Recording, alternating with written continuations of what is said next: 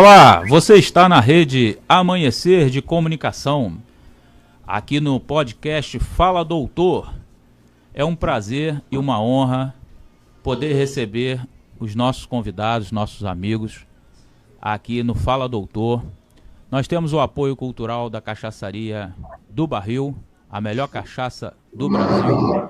Temos também o apoio cultural do restaurante Esquina do Rodrigão, onde você almoça com um preço justo e uma comida saborosa. Temos também a pizzaria à noite, que funciona no mesmo local. Você tem que ir lá com sua família, se deliciar com os produtos maravilhosos deste restaurante. Hoje nós vamos conversar, um bate-papo muito interessante com o doutor Rodney Miranda. Eu não sei se é Rodney ou se é Rodney. Miranda, é esse mesmo, doutor? O nome? Bom Rodney, dia. Rodney Miranda. Rodney Vamos dar Miranda. aqui o bom dia, doutor Rodney Miranda, ex-prefeito de Vila Velha, secretário em 3 estados brasileiros, secretário de Segurança Estadual, né? Um homem com uma bagagem na área de segurança, delegado federal, atualmente atuando como consultor jurídico, né? Junto aos conselhos do agronegócio, em Goiânia e em todo o país, né? O senhor faz parte também do Conselho Nacional, não é isso, doutor? Dê o seu bom dia, por favor. Bom dia, bom dia. É prazer estar aqui com vocês. Faço parte, eu sou consultor. Olha, houve um problema técnico com o nosso doutor Rodney Miranda, mas logo logo ele estará de volta. Nós hoje vamos tratar do assunto segurança pública, onde colocaremos a situação do agronegócio, vamos falar também sobre as decisões atuais do Supremo Tribunal Federal, iremos também falar sobre a situação do financiamento da segurança pública, a importância da segurança pública para a atuação dos outros negócios, não só do agro, mas também até para uma escola funcionar é preciso que haja segurança, um hospital funcionar é preciso que haja segurança. Então, tudo está atrelado à segurança pública. Agora sim, estamos de volta aqui com o doutor Rodney Miranda. Por favor, doutor Rodney, as suas considerações iniciais. Pois não, como você colocou, eu sou delegado da Polícia Federal, hoje aposentado, fui secretário de Segurança do Estado do Espírito Santo, do Estado de Pernambuco, e nos últimos anos do Estado de Goiás, né? Saí ano passado. Sou consultor para a área de segurança pública, gerenciamento de crises, enfim, sou advogado também, administrador, e tenho entre as consultorias que presto, um pouco mais antiga, a da Confederação da Agricultura e Pecuária do Brasil, da CNA, e nessa também sou produtor rural, presidente do sindicato da minha cidade, onde tenho propriedade, aqui em Goiás. Enfim, estou bastante envolvido nesses temas, como você colocou. Sou um dos representantes da CNA no Conselho Nacional de Segurança Pública. Fui o responsável, em 2018, pela elaboração do texto base e hoje a lei do SUSP, do Sistema Único de Segurança Pública. E por conta disso que fui convidado até hoje, sou membro do Conselho Nacional de Segurança Pública. Enfim, tenho uma carreira de quase 40 anos na área de segurança pública e tenho visto, ouvido, participado de muita coisa. Espero que esse nosso bate-papo a gente consiga esclarecer alguns pontos, enfim, e ajudar nesse complexo assunto que é a segurança pública no nosso imenso país, no nosso Brasil. Doutor, o senhor foi um dos grandes articuladores, por assim dizer, da Guarda Armada, né? A Guarda Municipal Armada. O senhor, inclusive, foi um dos pioneiros a implantar isso na cidade de Vila Velha, não é? Isso.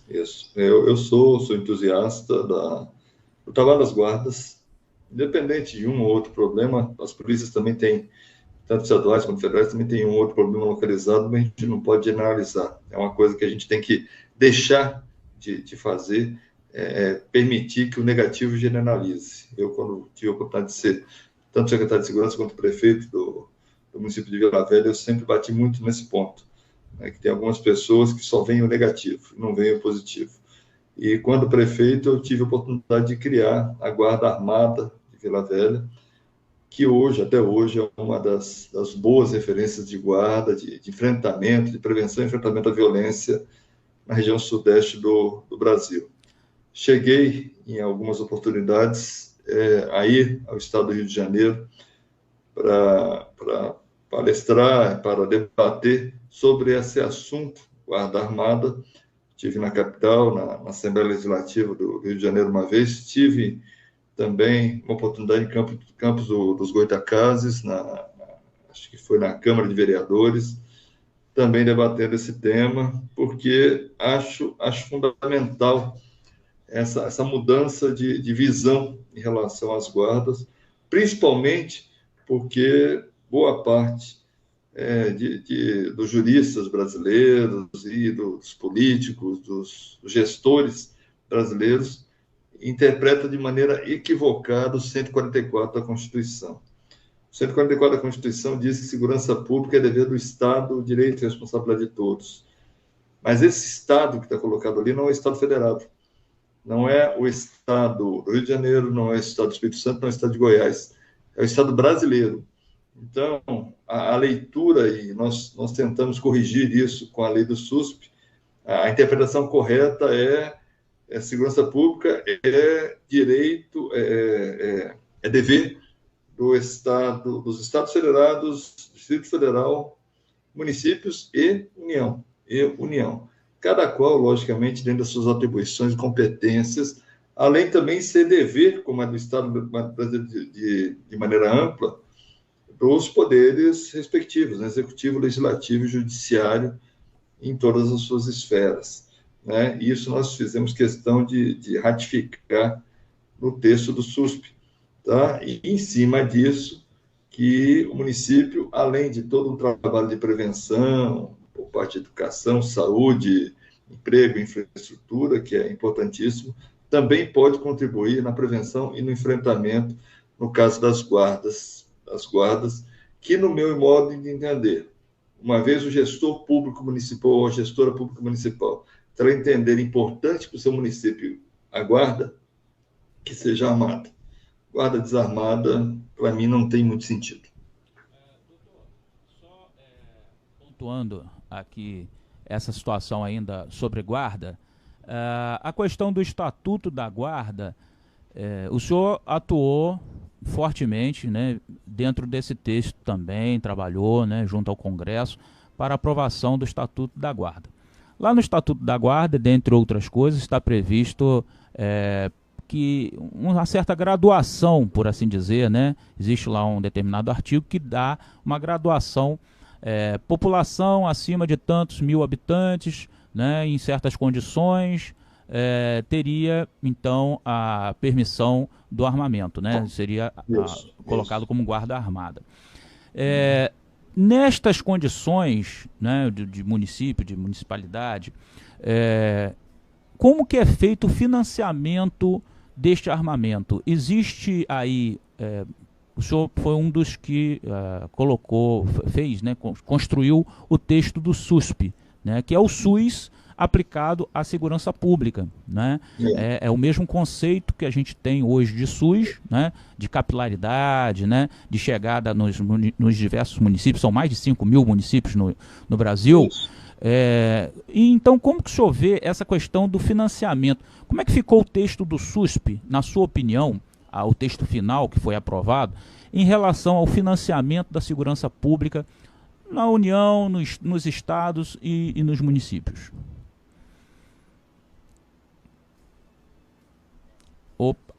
Houve um pequeno atraso, um delay, né?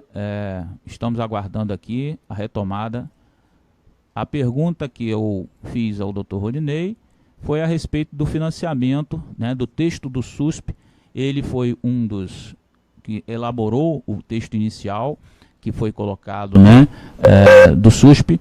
Esta lei, senhoras e senhores, é muito importante porque foi a lei justamente que deu esse caráter, né, de segurança pública enquanto ente federal e capilarizado nos diversos municípios. Então, estamos de volta aqui com o doutor Rodinei. Por favor, doutor, as suas considerações a respeito deste assunto.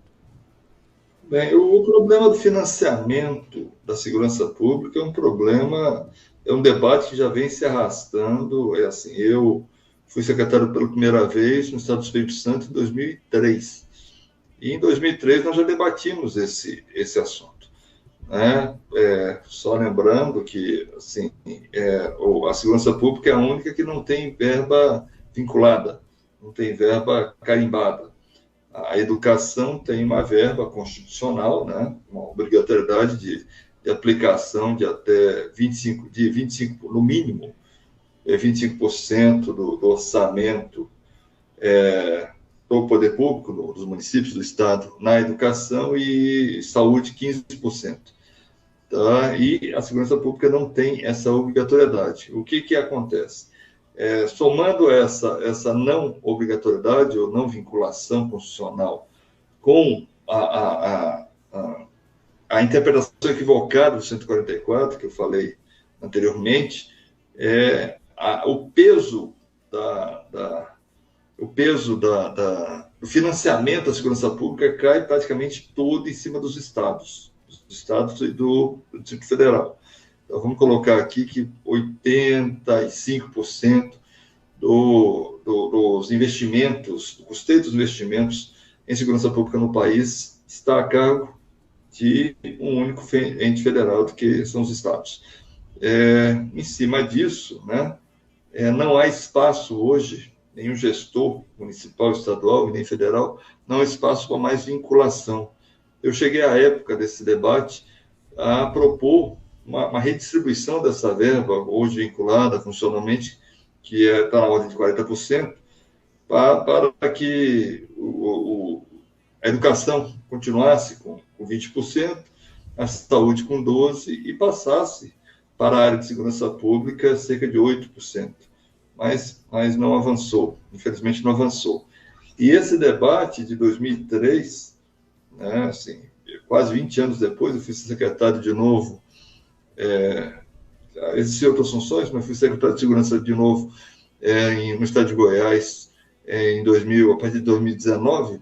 Né? Em 2019, na minha primeira reunião no Ministério da Justiça, com os outros secretários, o tema que estava sendo debatido era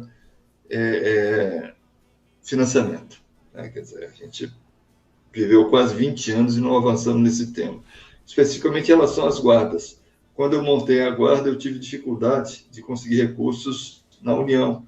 Não tínhamos, o SUSP ainda estava em implantação, então, prever um repasse direto, mais facilitado, como você muito bem colocou, doutor Rodrigo, o SUS hoje, né, que é uma estrutura muito inteligente e muito interessante, que nós tentamos, de alguma forma, adaptar para a segurança pública, mas nós bancamos, a municipalidade bancou os investimentos para a Guarda Armada com recursos municipais. Mas podemos captar recursos no Estado, podemos captar recursos, né, no caso de gestores municipais, junto à União, hoje mais facilitada pelo SUSP. Doutor, o senhor vê possibilidade, para além do financiamento público, um financiamento privado de segurança pública? Eu explico o meu raciocínio.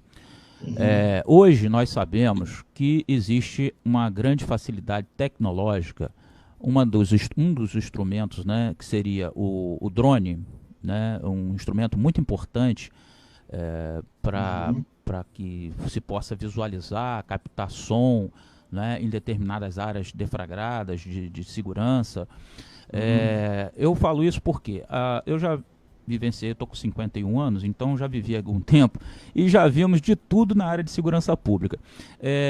Uma das coisas que me chamou a atenção, que há muitos anos atrás, aqui no estado do Rio de Janeiro, foi colocado um dirigível, um balão em alta altitude, que fazia filmagem de áreas de comunidades deflagradas, né, no tráfico e tudo mais. Então ficava-se observando ali, havia, né, um posto de observação, vamos dizer, privilegiado, e tudo era filmado, tudo era gravado, né, e isso certamente passaria pelo setor de inteligência das polícias, das várias polícias, né? Então, hoje, e isso não deu certo, na época não deu certo, muita gente reclamou de invasão de privacidade, né? Pessoas que estavam no prédio tomando banho de sol, enfim, aquelas coisas que a gente se depara, né? São notícias que a gente se depara. Houve um embate muito grande e se esqueceu isso, nunca mais se colocou isso. Há algum tempo atrás, eu participei de uma reunião, de uma inauguração de um shopping aqui na cidade. Uma das coisas que se colocou nesta reunião, havia um conselho, né, ali, e participava o comandante do nosso batalhão aqui, o batalhão da Polícia Militar, além do comandante da guarda e outros setores de segurança. Uma das preocupações era exatamente esta, a segurança do shopping, né, das pessoas que iriam frequentar o shopping. Então, não seria possível o setor privado, alguns empresários interessados, né, que fizessem, por exemplo, uma doação desses equipamentos, porque são equipamentos caros. A minha pergunta anterior foi justamente nesse sentido, porque a gente sabe que o armamento é um equipamento caro, né, muito caro.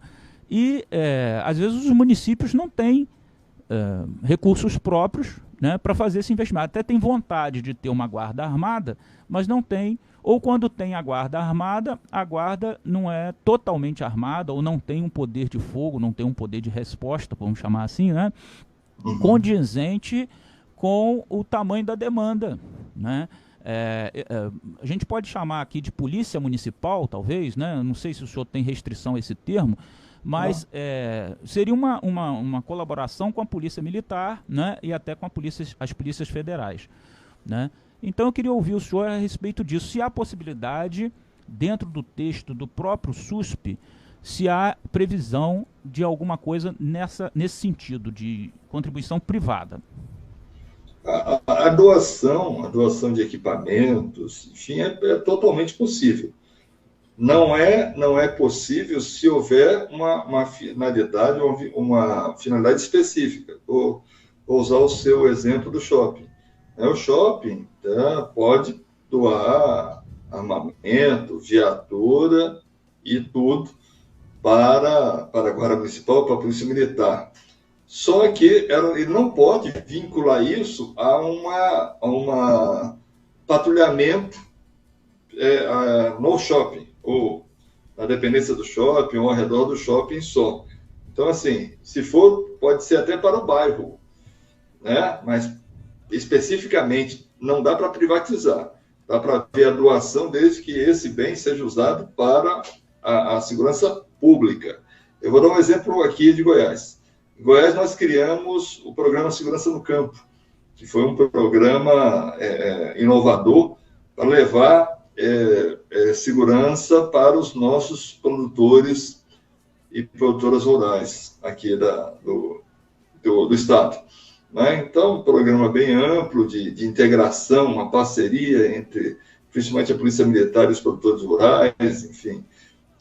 Criamos aplicativo, junto com a Federação da Agricultura e Pecuária aqui de Goiás, da FAEG, e criamos, nós criamos, né, o Estado criou um batalhão de policiamento, de patrulha rural, criamos um centro integrado de comando e controle para atender as áreas rurais aqui do estado, enfim.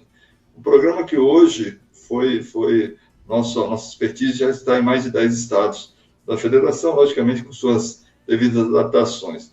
Voltando ao tema, a FAEG, no início do programa, ela doou à Federação da Agricultura e Pecuária aqui de Goiás, doou para o Batalhão Rural, no início do programa, drones, para que esses drones sejam usados, estão sendo usados até hoje, no patrulhamento rural do estado.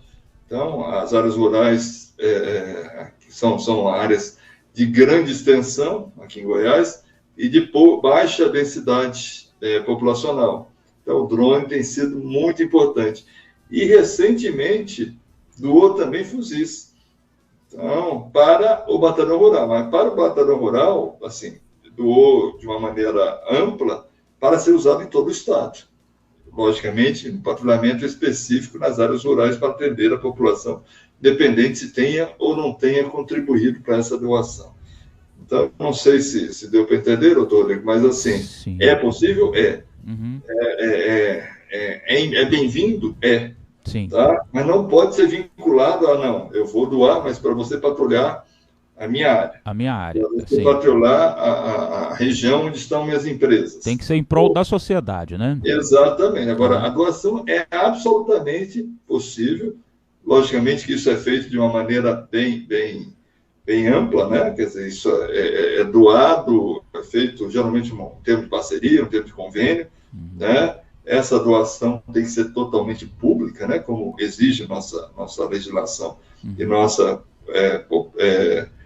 legislação, e é incorporada ao patrimônio da corporação, da instituição que está recebendo, que é da Guarda Municipal, é incorporada ao patrimônio. O senhor não acha que há, aqui no Brasil, falando em termos nacional e até de forma genérica, né? não específica, o senhor não acha que falta ao brasileiro se apropriar do espaço público?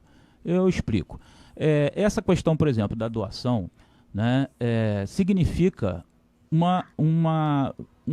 reconhecimento da importância da segurança pública em prol de todos, né? Eu vejo em outros países, eu tive o privilégio de poder peregrinar pelo mundo, e vejo em outros países uma apropriação maior, né, da população para com os instrumentos públicos, de uma forma geral. Então, vou dar um exemplo.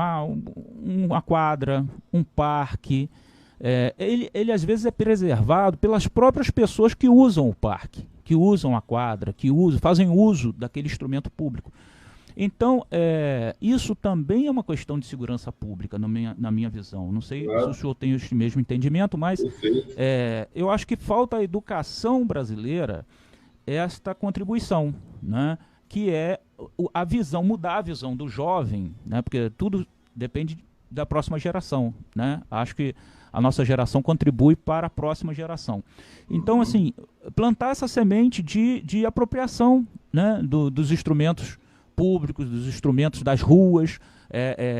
Na minha cabeça é inconcebível haver áreas que a polícia não possa entrar, né? Isso é inconcebível na questão de segurança pública, né? Então eu queria ouvir do senhor essa situação. O senhor também acha que falta aí, e aonde nós podemos aí criar esses mecanismos de cursos, de inteligência, enfim, de cultura, né? Para a gente poder atuar e demonstrar essa importância para a população? Bem, assim, eu falando de um modo mais genérico, né? Uhum.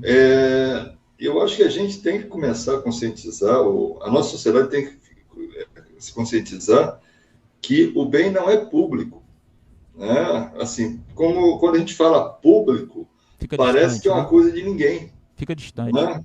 De ninguém. Né? E ali, aquela praça que você citou, aquele espaço, né, de convivência, ele é mantido, criado, construído com dinheiro nosso, com dinheiro dos nossos tributos, dos nossos impostos. Então, nós temos que zelar daquilo como zelamos do nosso quintal, da nossa casa, da nossa propriedade. Tá? Por quê? Porque se houver depredação, se houver mau uso, né, a recuperação vai custar para a gente, para nós. A já falecida ex-dama de ferro inglesa, né, a Margaret Thatcher, ela tinha uma expressão que o dinheiro não é público, o dinheiro é do pagador de impostos. Não é? É nosso nesse sentido de não importa se eu sou gestor público ou não sou, se eu sou advogado ou não sou, se eu sou um trabalhador mais humilde ou não sou. Todos nós pagamos direto ou indiretamente uma carga imensa de impostos. E essa carga imensa de impostos, ela tem que ser usada em nosso benefício. Agora, mas o dinheiro, eu falava isso quando era prefeito, essa conta, se a população não contribuir, não fecha, né? Lá em Vila Velha nós tínhamos muito problema, e temos até hoje, mas a gente começou a enfrentar esse problema, e o atual prefeito, que até foi meu secretário, tive a honra de tê-lo como secretário de Ação Social, e está fazendo um belíssimo trabalho lá, nós enfrentamos que era problema de alagamentos, né? Porque temos mais de 60 quilômetros de canais cortando a cidade, uma cidade que está entre metade e abaixo, metade da cidade está no nível abaixo do nível do mar. Enfim, então, um problema muito grande quando chovia e a maré enchia. E muito disso era porque os canais eram usados como depósito de lixo. Cansamos de retirar colchões, eletrodomésticos, sofás dos canais, né? E aquele canal entupido, ele gerava uma enchente, né? Essa enchente ia para dentro da casa da pessoa que tinha jogado o colchão ou sofá no canal. Um eterno então, refazer, né? Essa dinâmica que tem que ser cobrada. E você falou tudo, né? Isso aí a gente faz através da educação. O eterno refazer, né, doutor? Fica refazendo aquilo que já está feito. Exatamente. Aí a gente não pode, tem que gastar com isso e não pode investir em outras áreas que são também muito cobradas pela população. Acaba não podendo saúde, avançar. Educação. E no caso específico das seguranças, você que é um estudioso do tema, há ao mesmo tempo, há uma resistência da população em contribuir. Né? Assim, mas é público, segurança é pública, a educação também é pública. E é dever do Estado e direito de todos, a saúde também é pública e tal. Mas eu pago. Quem pode pagar, paga plano de saúde. Paga. Quem pode pagar, paga escolas particulares. Não paga? Sim. Tá? Mas para a segurança pública, eu falo para a segurança pública desses equipamentos, né? Esses equipamentos é o mais também democrático, porque ele atende qualquer tipo de cidadão, né? Independente da classe social que ela esteja. Tá? Mas muitas vezes a pessoa prefere criticar o trabalho da polícia do que contribuir, como você citou o exemplo aí do shopping, e eu citei o exemplo dos produtores rurais aqui do estado. Sim. Voltando a essa situação, doutor, quanto à questão agrícola, né, dos produtores agrícolas, que é de suma importância, né, o bom funcionamento do setor agrícola no país, né, é uma questão estratégica do nosso país, né, são commodities importantes. A gente tem visto aí nesta guerra do Israel, né, com o Hamas, com esse grupo terrorista, o uso de diversas tecnologias de ponta, né? E a gente fica aqui meio que babando, né? Querendo ter acesso a essas tecnologias. Como é que está hoje a questão da segurança do campo, com, por exemplo, o uso de radares? Porque a gente tem notícias de que existem hoje radares que são extremamente sensíveis e extremamente importantes, né, como forma de delimitar território, né, entrada, ingresso de pessoas na propriedade, né, a aproximação de pessoas, enfim, dentro de um certo limite de espaço, né, onde está a casa do produtor rural, né? E aí como é que está essa situação hoje? Nós temos investimento nessa área. Há esse investimento em setor, por exemplo, de radar ou de outras tecnologias de ponta? Tá. Nós temos um problema seríssimo no Brasil todo, que é a tal da conectividade. Né? Nas regiões rurais brasileiras, isso é muito, muito deficiente. Tá? O programa que nós criamos aqui, no estado de Goiás, ele tenta superar isso com a proximidade maior da patrulha, né, dos patrulheiros, dos policiais, com os produtores, montando redes de aplicativos, geralmente de WhatsApp, enfim, cadastrando propriedades, georreferenciando essas propriedades e mandando para o centro integrado, para que, quando houver necessidade, a gente acelerar o atendimento. Se você me permitir, eu vou citar um exemplo. Eu fui comandante daquela operação da captura aquele psicopata fascínora, o tal do Lázaro. Sim, sim. Né? E acho que muita gente, acho que foi a maior caçada policial digital da história do país. E eu comandei pessoalmente, inclusive em campo, essa operação. Não é? E lá nós tínhamos dificuldade, olha, foi no entorno do DF, no entorno da capital federal. Nós tínhamos dificuldade de se comunicar porque tínhamos várias agências trabalhando, né?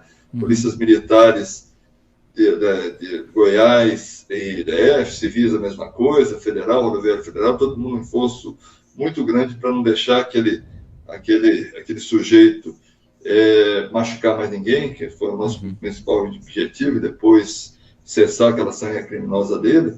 Mas nós tínhamos assim, não conseguimos nos comunicar com pessoas que estavam a 200 metros da gente, entendeu? Em campo, na área mais aberta. Não, e assim, a CNA tem trabalhado no sentido, junto com os órgãos de segurança, e eu tenho participado dessa interface, tem trabalhado para tentar resolver esse problema. Mas hoje ainda é muito deficiente. Você fala da questão satelital. É uma tecnologia que está disponível, mas extremamente cara. Né? Então, e a maioria dos nossos produtores rurais, assim, há um discurso ideológico absurdo hoje, dizendo de grandes propriedades, latifúndios e tal. A maioria dos nossos produtores rurais são de pequenas e médias propriedades. Né? E como você bem colocou, nós estamos aí contribuindo, a agropecuária brasileira contribui com quase 30% do PIB nacional. A grande locomotiva do país hoje é a agropecuária. E por isso que nós aqui, como temos um estado em Goiás, um estado agrícola, e um governador, o governador Ronaldo Caiado, também produtor rural, nós tentamos tapar essa lacuna, né, essa deficiência, com um trabalho de proximidade. E conseguimos belíssimos resultados, doutor Rodrigo. Assim, até eu fiquei 3 anos como secretário, 3 anos e meio, quase 4, e no nosso período, comparado com o período dos governos anteriores, nós tivemos uma redução de mais de 90% dos roubos e 70%, 75% dos furtos de propriedades rurais. Então, isso, tanto que o nosso modelo hoje está espalhado pelo Brasil. Mas, enfim, me permita até falar isso, que com orgulho eu falo isso. Então, é possível? É possível. Mas nós ainda temos um caminho muito grande para percorrer, para chegar nesse grau de desenvolvimento tecnológico que outros países têm.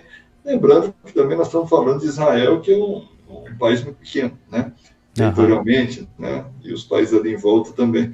Que eu acredito que os países em volta, ali, Arábia, esses outros, devem ter também problemas de conectividade ruim quando se fala em deserto. Sim, uma outra questão, parabéns aí pelos números, eu nem imaginava, né? A gente às vezes... E uma outra coisa também é que a gente vive aqui no Sudeste, a gente não tem essa ideia do quanto é difícil, né, essa conectividade. Porque aqui, todo lugar que a gente vai, tirando um ponto ou outro que não é coberto, né, mas a gente tem uma cobertura muito grande aqui nessa região. Mas isso é de extrema importância e preocupante, né, doutor? Porque eu me lembro de ter visto uma reportagem longa, um documentário, né, a respeito do uso de algumas fazendas no interior, no Mato Grosso, no próprio Goiás, de uso de fazendas como aeroportos para o tráfego internacional, né? Então, pequenos aviões, pequenas aeronaves pousando em campos até de cana-de-açúcar, né? A gente teve notícias disso daí. Hoje, como é que está essa realidade? O senhor tem notícias de como que está essa situação? Porque o tráfego internacional ele busca um caminho para os portos, né? Para os portos, aeroportos, né? E como é que está hoje para coibir isso? Então, avançamos bastante. Não há essa liberdade toda, até pelo avanço tecnológico, né? Não só de radares, mas também da própria internet, celulares, enfim. Há uma dificuldade maior. Eu posso falar porque no final do século, eu era chefe da DRE, da Repressão Entorpecentes, DF e boa parte do entorno, e boa parte do estado de Goiás. Né? E nós enfrentamos muito isso, porque tínhamos muitos campos de pouso clandestinos à época. Hoje isso está mais mapeado, temos o apoio da aeronáutica, do próprio Exército, está mais mapeado hoje, e recentemente aqui em Goiás tivemos até um incidente no campo de um cantor sertanejo famoso, Sim. né, e um avião tentou aterrissar lá, e lá foi confrontado pela Polícia Federal e pela Polícia Militar aqui do estado. Tá? Então mostra que nosso tempo de resposta está muito mais rápido, nós estamos mais tecnologicamente preparados.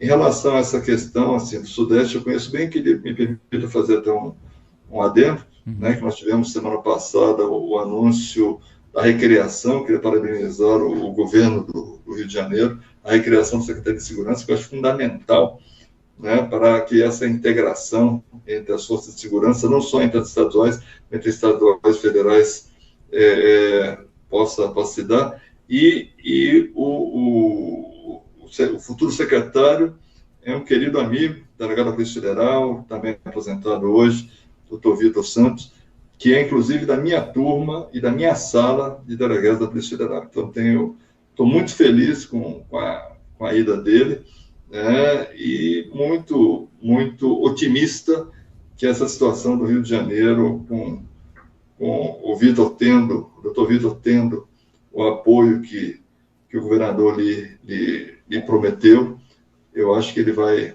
conseguir, em alguns anos, mudar essa realidade, infelizmente, triste que o Rio de Janeiro passa hoje, como nós conseguimos, graças ao bom Deus, fazer aqui no estado de Goiás. Sim, doutor, ainda em cima desse tema, o governador Cláudio Castro, em suas entrevistas, tem agradecido ao ministro da Justiça todo o apoio, né? E, ao que parece, o Exército também, a Aeronáutica, tem tomado conta dos portos e aeroportos aqui do estado do Rio de Janeiro e de São Paulo também, né?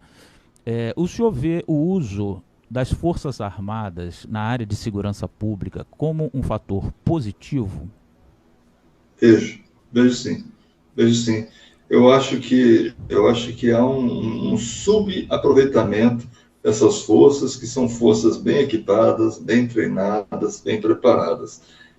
Quando o ministro da Defesa, e depois foi ministro único até hoje, ministro da Segurança Pública, doutor Raul Jungmann, que eu tenho também prazer de compartilhar uma boa amizade, quando ele era ministro foi uma depois na outra, nessas duas pastas, eu cheguei a sugerir a ele, à época, a criação de uma espécie de uma guarda nacional, né?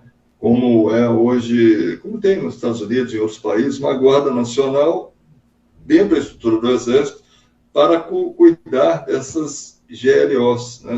Dessas garantias de lei e ordem, que é o caso que está acontecendo aí nos portos e aeroportos do Rio de Janeiro e São Paulo também. Então, por quê? Porque o Exército, ele é uma tropa criada, treinada para o conflito entre nações, né, para a defesa do território nacional. Ao contrário das polícias militares, por exemplo, que são similares, são a força de apoio ao Exército, que são forças para o enfrentamento da violência urbana. Então, o que eu pensei era, dentro da estrutura do Exército, fazer essa espécie de uma guarda nacional para que ela pudesse ser treinada também, né, para os conflitos urbanos pelas próprias polícias militares, né, pelas próprias polícias militares, aumentando a sua eficiência e pegando um contingente imenso hoje que está subaproveitado de bons profissionais de segurança pública que chegam a ficar 7, 8 anos dentro da estrutura do Exército e depois saem dali sem nenhuma perspectiva, né? E ali a gente poderia abrir uma porta para uma entrada futura nas forças estaduais de segurança, ao invés de, infelizmente, como a gente vê hoje, alguns deles irem servir até ao crime, levando toda essa expertise, toda essa bagagem para o crime organizado. Doutor, Nós temos aí a Força Nacional de Segurança, né, que seria uma espécie assim de força que atuaria em todo o território nacional, composta inclusive uma formação mista, né, entre policiais civis, militares, federais, PRF, não é? Inclusive das Forças Armadas. Existe um autor, não sei se o senhor já o leu ou que o senhor tenha conhecimento dele. Ele é um autor, o Harari, Yuval Harari. Eu não sei nem se o pronunciamento é esse, a pronúncia do nome seja esse.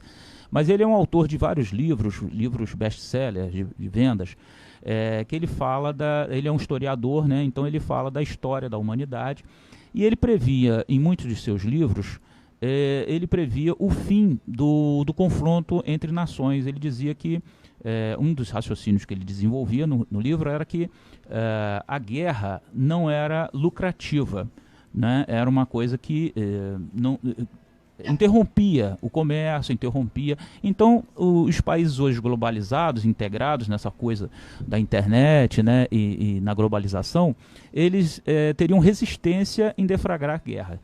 Bom, a guerra da Ucrânia está aí, né? Agora nós temos a guerra em Israel, né? E aí eu gostaria de fazer uma pequena observação, que o senhor nos contextualizasse no seguinte aspecto.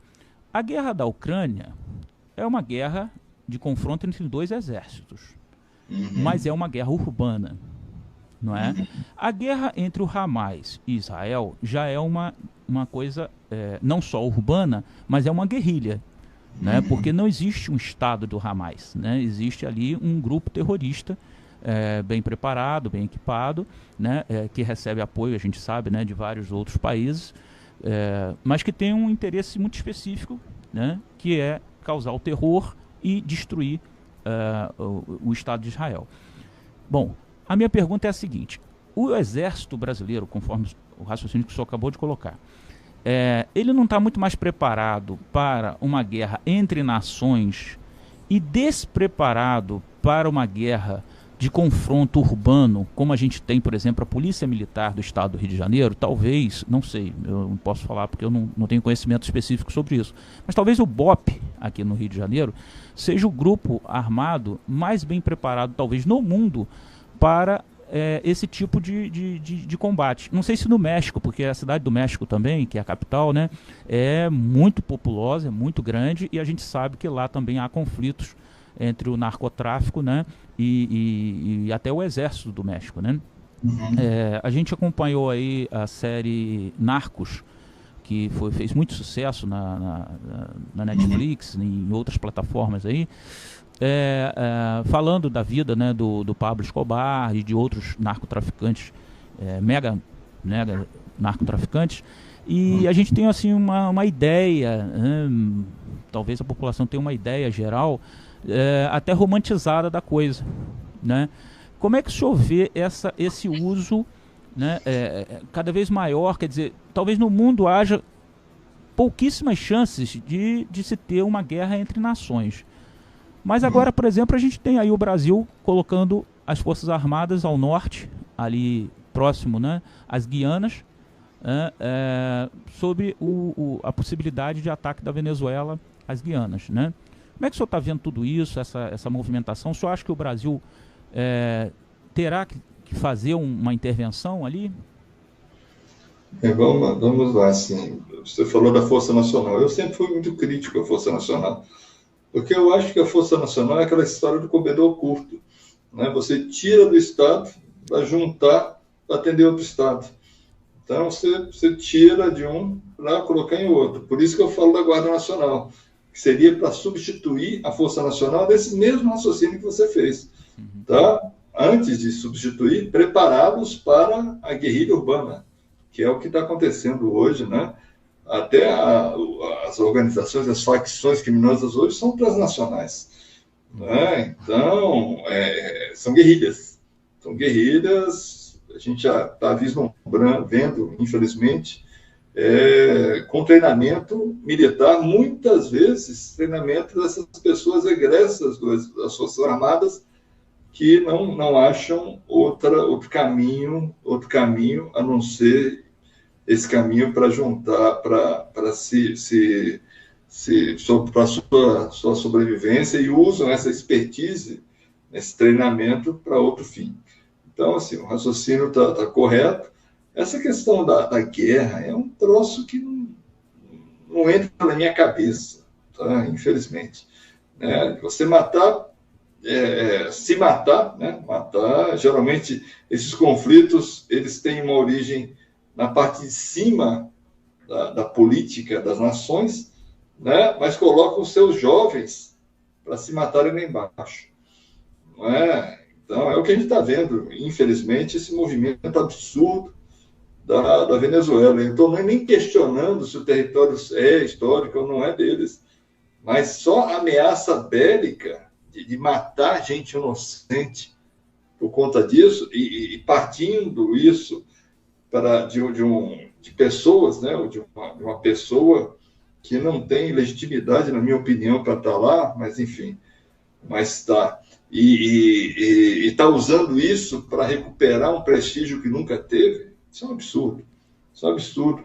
Como na Ucrânia também a disputa territorial com a Rússia, como lá em Israel a disputa lá é religiosa, enfim.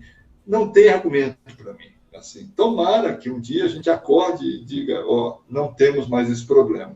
Agora, o que a gente está vendo no Brasil, você citou o México, eu cito a Colômbia também, que tem um exército também muito voltado para essa questão de guerrilha, porque se mistura. Não é? Porque o que a gente está vendo na Colômbia, no México, em outros países, estão vendo aqui no Brasil também. As facções, elas estão montando estados paralelos.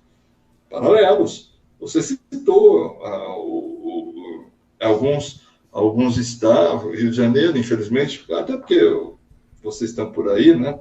Mas é um foco aqui em Goiás nós não temos, mas Rio de Janeiro é áreas em que o Estado não pode entrar. Quer dizer, como é que o cidadão não pode transitar livremente? Isso aí é um Estado paralelo.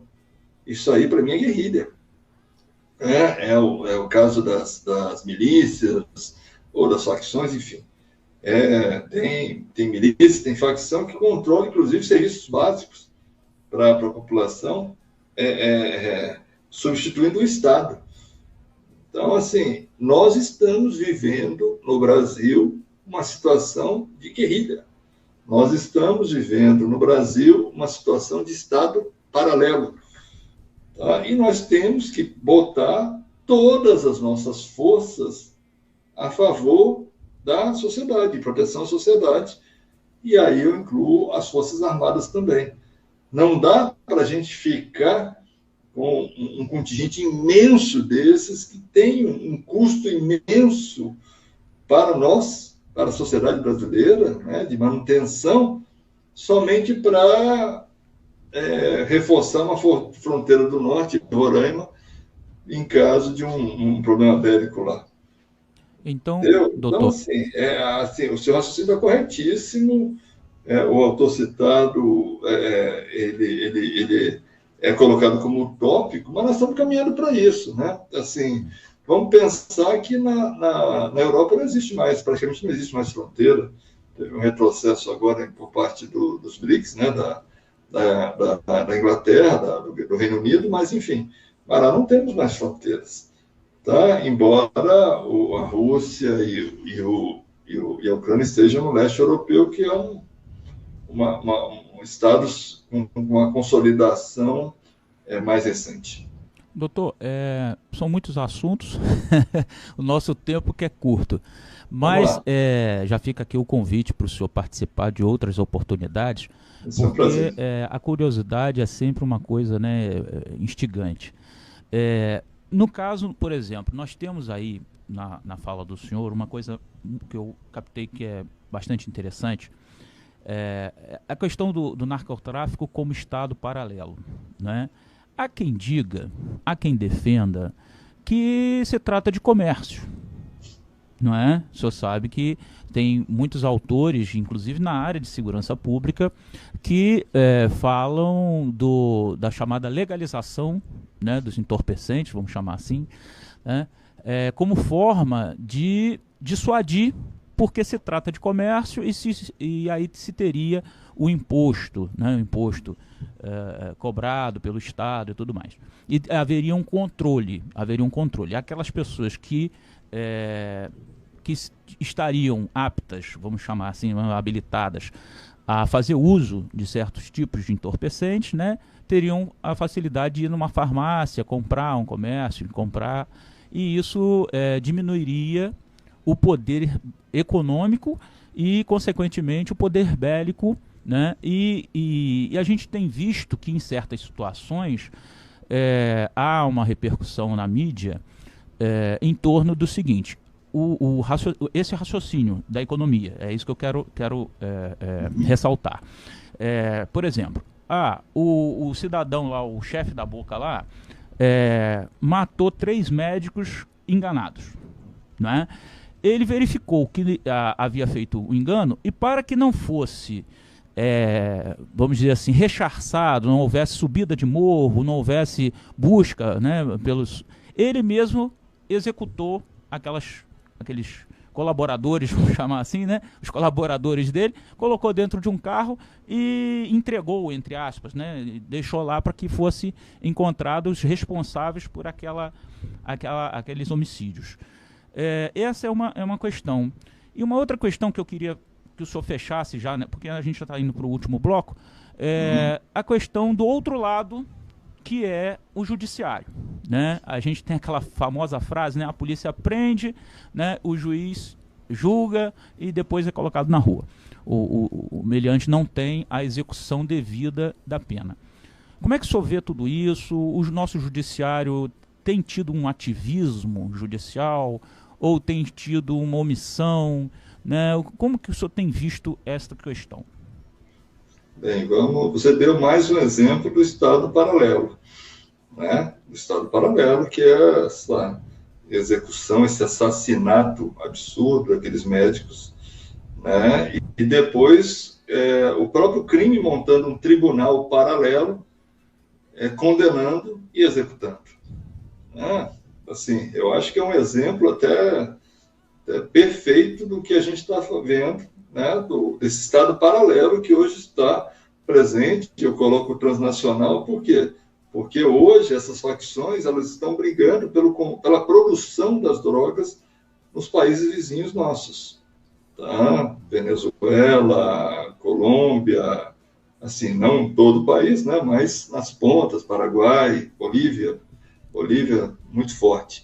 Enfim, então, esse é o primeiro ponto, primeira resposta. Segunda resposta, liberação das drogas. É um absurdo.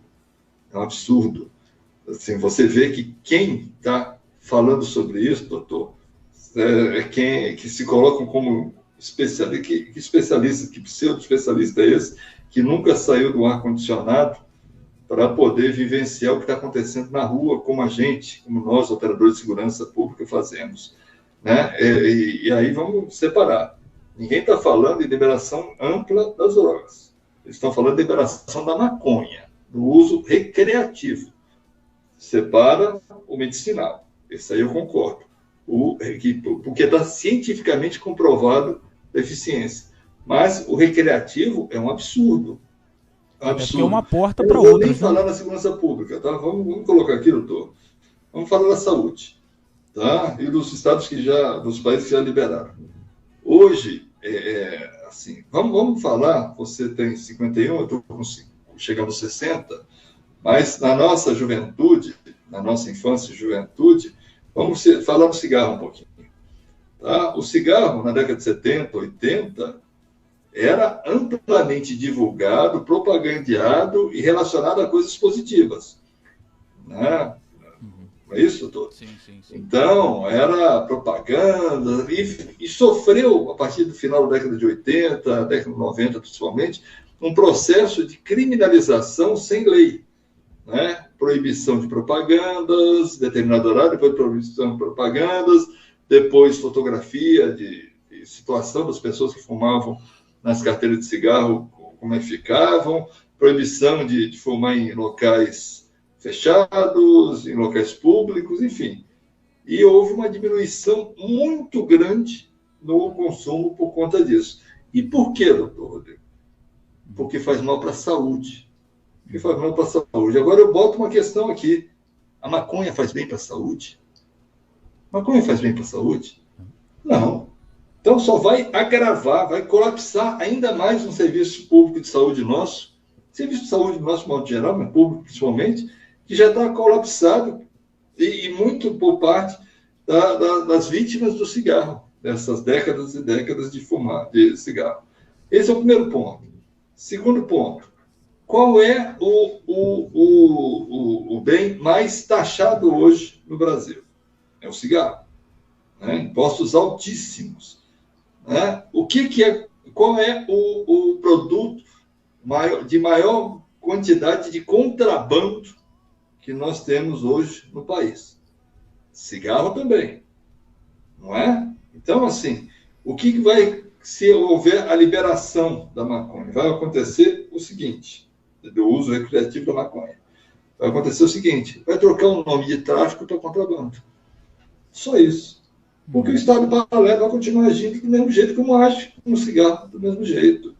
Então, assim, agora fala isso, a questão econômica que você colocou. Tá? Tudo bem. Mas a questão econômica hoje é sustentada pela cocaína. É sustentada pela heroína. Em outros países, graças a Deus, ainda não chegou. E tomara que nunca chegue aqui no Brasil, com a força que chegou, pelas drogas sintéticas. Tá? Então, assim, o que eu estou vendo? É gente defendendo essa política para poder consumir. Só isso. E me perdoe aquelas pessoas de bem que estão iludidas defendendo essa prática. Vamos colocar aqui no Uruguai, que é o mais recente que nós temos. Fizeram isso que você colocou. Né? Cadastram, não sei o quê. Está criando um monte de zumbis espalhados no país. Hoje, eu não sei se você sabe, porque hoje a informação é toda cruzada, toda integrada. Né? Os que estão cadastrados para consumir, tá, estão com dificuldade de obter crédito. Por quê? Porque uma instituição séria não vai dar crédito para uma pessoa que é viciada em drogas, em maconha, e que é uma substância que cientificamente já está comprovada que tira a autodeterminação da pessoa e causa até determinado ponto da vida, né, principalmente na juventude, na adolescência e aos mais jovens, lesões cerebrais. Então, mas e a Holanda? A Holanda é um terror. Eu não conheço a Holanda, mas quem conhece sabe que tem bairros que ninguém entra. Estamos vendo aqui nos Estados Unidos. Os Estados Unidos tem alguns estados lá, porque a legislação é diferente, não é nacionalizada, né? Tem alguns estados que estão liberando a maconha. E eu estou vendo N reportagens dizendo que os problemas de segurança pública e saúde pública que têm tornado isso, tem causado isso. Então, vamos pensar, população brasileira, vamos pensar, nossos queridos ouvintes que nos acompanham pelas redes, vamos pensar duas vezes a quem interessa realmente isso. A quem interessa. Porque eu acho que interessa muito mais ao tráfico, ao crime organizado, do que à população, algum tipo de controle. Tá? E, por último, a questão do ativismo judicial. Acho que, em alguns pontos, é exagerado, sim. Mas também não sou crítico ao Poder Judiciário brasileiro, não. Tá? Eu sou crítico à legislação processual e à legislação penal brasileira, que é competência do Congresso Nacional, exclusiva. Nós temos leis excessivamente permissivas, que protegem muito mais o criminoso do que o cidadão de bem. Tá? E o juiz, ele solta porque ele tem uma legislação que lhe dá essa possibilidade, e aí ele segue uma tendência do judiciário brasileiro, que é um judiciário hoje que a gente chama de desencarcerador. Né? Desencarcerador. Tudo bem. Tá? O problema é que essas pessoas, elas vão e voltam, e quando vão, né, para a rua, elas cometem crimes ainda mais graves, como a gente tem visto. Não é? A gente não viu esses dias dois lados da moeda, né? um latrocida que tinha acabado de sair, infelizmente do Rio de Janeiro também, me perdoem os cariocas, adoro o Rio de Janeiro, tá? Fui ali do estado vizinho durante quase 20 anos, Espírito Santo, e ao mesmo tempo um preso político, né, morrer por uma decisão demorada por parte do Supremo, né, que ele já tinha condição, inclusive, de parecer do Ministério Público para a soltura dele. Mas, enfim, mas isso tudo eu atribuo muito mais à questão da legislação penal e principalmente a legislação processual penal, que trava processo, você é advogado, doutor, você sabe bem disso, que trava processos, que não dá andamento de processos, que muitas vezes não permite que o judiciário dê a resposta efetiva. E aí, quando essa legislação for toda reformada, e eu cobro isso muito no Congresso Nacional, né, senhores deputados federais, senhores senadores, quando essa legislação for reorganizada, aí a gente vai poder avaliar ao certo se esse ativismo judicial é ou não é benéfico para a sociedade ou prejudicial para a sociedade. Por enquanto, com essa legislação que está aí, um Código Penal de 1940, um Código de Processo Penal de 1941, onde o mundo era outro, não só o Brasil era outro, o mundo era outro, a sociedade era outra, aí não tem como que tanto os organismos, as forças de segurança pública, quanto o judiciário tem que se esmerar demais, tem que se esforçar demais para cumprir a sua missão constitucional. Desculpe o desabafo, mas não, assim, muito... é uma pessoa que está desde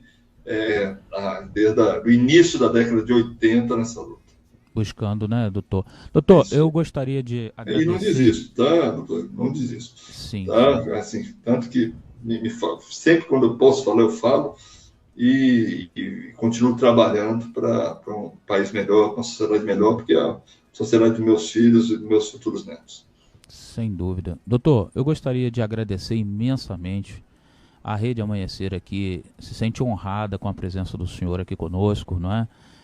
Gostaria que só de lhe participasse as considerações finais e também uma mensagem do senhor de otimismo, né? Apesar de tudo isso que nós falamos, a mensagem de otimismo para o nosso público, de mensagem de fim de ano e de Natal. Queria primeiro agradecer a Rede Amanhecer pela oportunidade, né? Parabenizar você, doutor Diego, pela condução brilhante desse bate-papo que nós tivemos, né?